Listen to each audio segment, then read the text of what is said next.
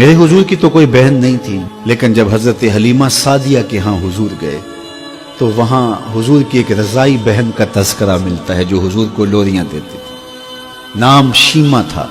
तो शाम के वक्त जब खवातीन खाना पकाने में मसरूफ होने लगती तो बहनें वीर उठा करके बाहर ले जाती।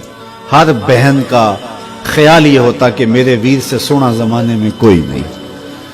कहते हैं खूबसूरती देखने वाले की आंख में होती है, जिसके वीर का रंग सोना होता तो वो कहती रंग नहीं तो कुछ भी नहीं है, और जिसके नकूश तीखे होते तो वो कहती कि रंग का क्या है, हुस्न तो नकूश में होता है। जिसकी आंखें खूबसूरत होती वो कहती मेरे वीर की झील जैसी आंखें तो देखो। अब यही बनु साद के मोहल्ले में होता, बच्चियां अपने वीर उठा के ले आती है, कहती मेरे वीर वर्गा कोई नहीं, दूसरी कहती मेरे वीर जैसा नहीं।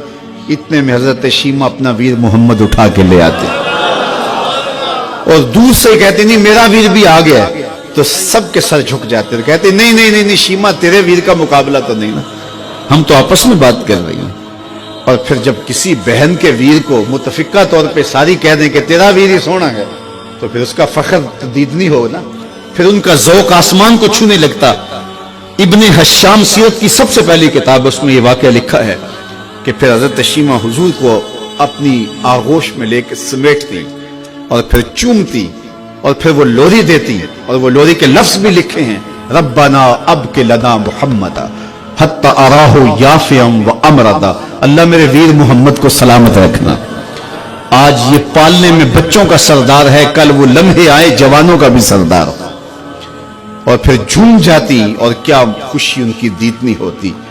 और फिर वो मंजर भी आया कि हुजूर अलैहिस्सलातु वस्सलाम मक्के चले गए और ये जवान हुई और फिर उनकी शादी किसी कबीले में हो गई।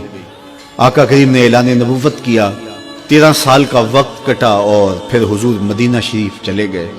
जब गज़ावात का सिलसिला शुरू हुआ तो जिस कबीले में शीमा का निकाह हुआ था उस कबीले में मुसलमानों के साथ टकराव हुआ तो अल्लाह ने मुसलमानों को फतह अता कर दी।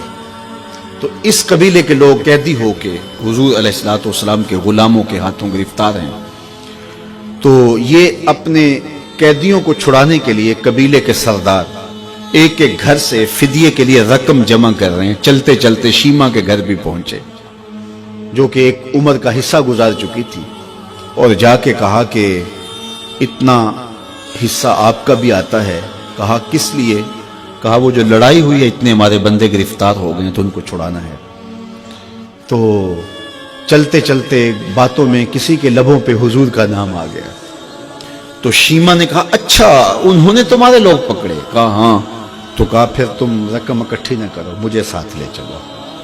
उन्होंने कहा तुझे साथ ले चले? कहा तुम नहीं जानती वो मेरा वीर लगता है, वो मेरा भाई लगता है। कौम के सरदारों के साथ हजरत शीमा हुजूर के नूरी खैमों की जानब जा रही हैं और सहाबा नंगी तलवारों से पहरा दे रहे। ये मक्की दौर तो था नहीं, ये मदनी दौर था।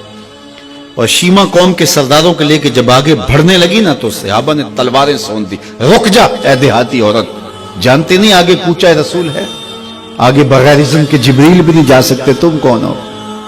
तो शीमा ने जो लफ्ज कहे वो लफ्ज नहीं है। उसने कहा खल्लू सबीली वालमू अना उख्त नबीयकुम, मेरी राहें छोड़ दो, तुम जानते नहीं मैं तुम्हारे नबी की बाजी लगती। तलवारें झुक गई, आंखों पर पलकों की चिलमने आ गई, रास्ता छोड़ दिया।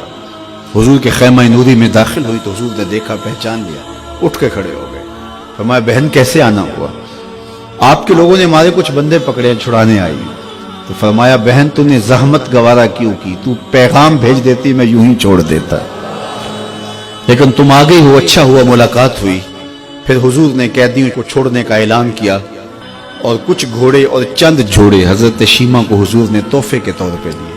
वीरों के दरवाजे पर बहने आए तो वीर खाली तो मोड़ा नहीं करते, तो हुजूर ने बहुत कुछ अता किया। और फिर रुखसत करने खैमे से बाहर आए तो सहाबा की जमात मुंतजर थी। फरमाया सहाबा जब मैं कैदी छोड़ा करता हूँ मेरी आदत तुम्हें मालूम है कि मैं पहले तुमसे मुशावरत किया करता हूँ। आज ऐसा मौका आया कि मैं तुमसे मुशावरत भी नहीं की और कैदी भी छोड़ दिए। कहा जो चाहें आप करें, लेकिन क्यों मुशावरत नहीं फरमाई हुजूर? अगर इरशाद फरमा दें।